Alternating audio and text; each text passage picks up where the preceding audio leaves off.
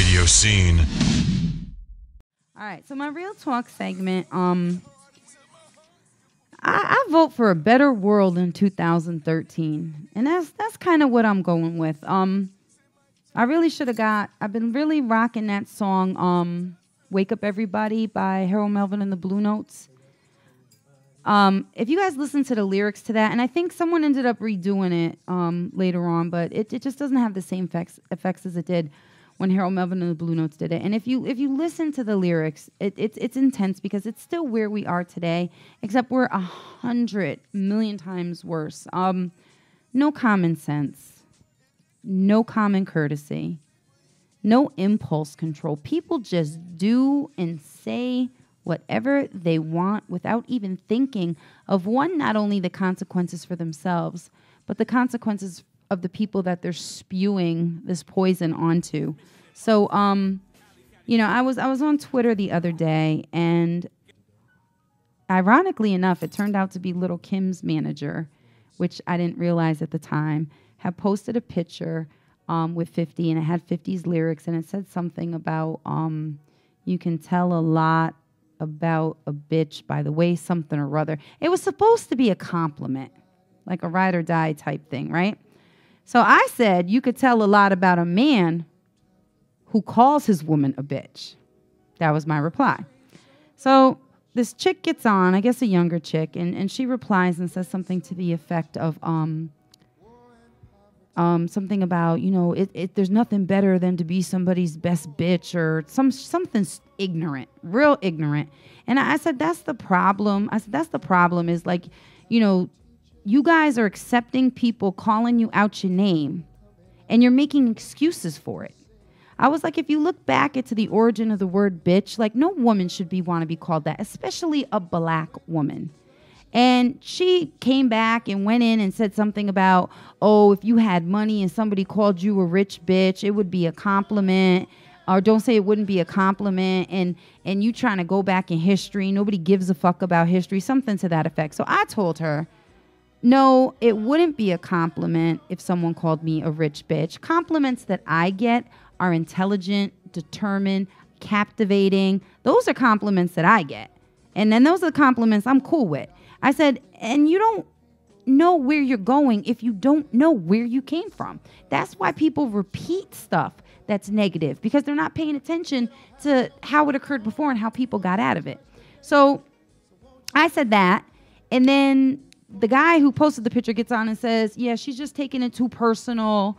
I don't understand it because she's not a bad person or something. So then I said, I'm not taking it personal, but somebody got to step up to the plate in 2013 and be like, enough is enough. You guys need to take seriously. Look at the weather. Look how fucked up the weather is. Look at all the crimes that are going on. There's people eating people nowadays. Cannibalism is happening everywhere. Like, shit is fucked up, yo. Shit is fucked up. Like, it is so bad. Look at our economy. Like all these things are going on.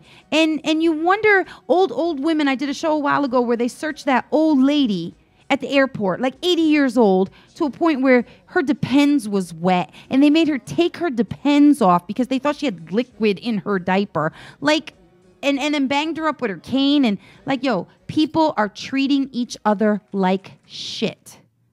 And you guys, somebody got to stand up and change. And you know what? I'm the person to do it. And let me tell you, one person does make a difference, because then that effect is going to trickle down and have the snowball effect. And hopefully enough people got enough heart and enough courage to stand up and say, we're not tolerating this shit no more.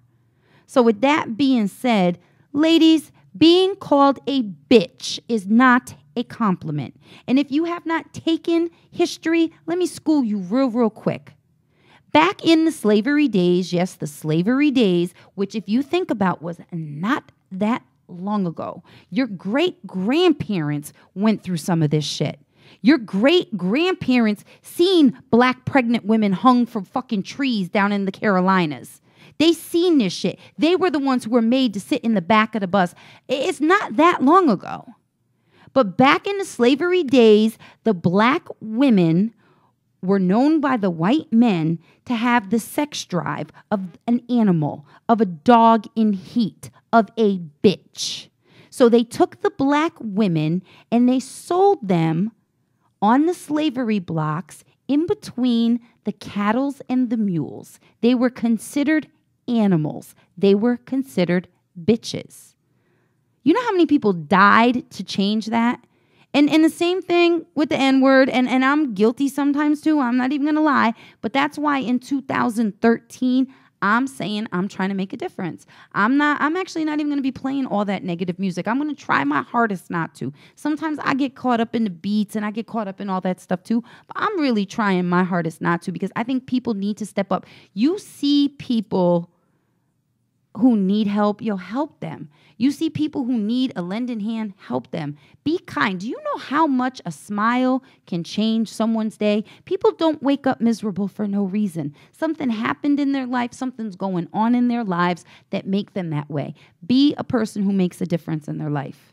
And furthermore, all these badass kids running around, they don't be like that for no reason. They seeing stuff they ain't got no business seeing. There's little kids who sit in houses where their mothers got freaking drug dealers with their guns on the table, playing, gambling, smoking while they in the house. Like, I mean, they grow up seeing people get shot. Like, they see all the shit is fucked up, people. It's so bad.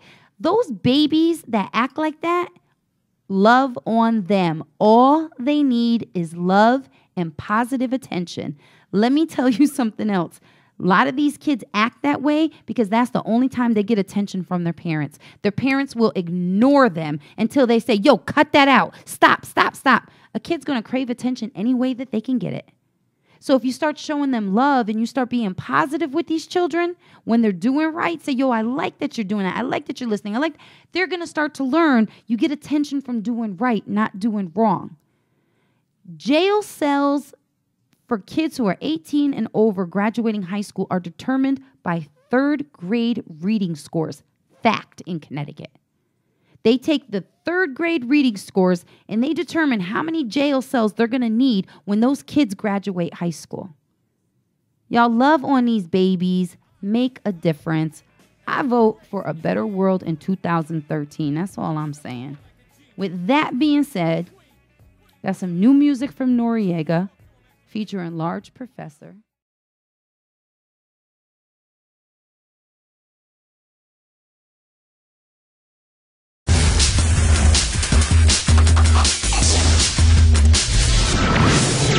RadioSEEN.com. RadioSEEN.com.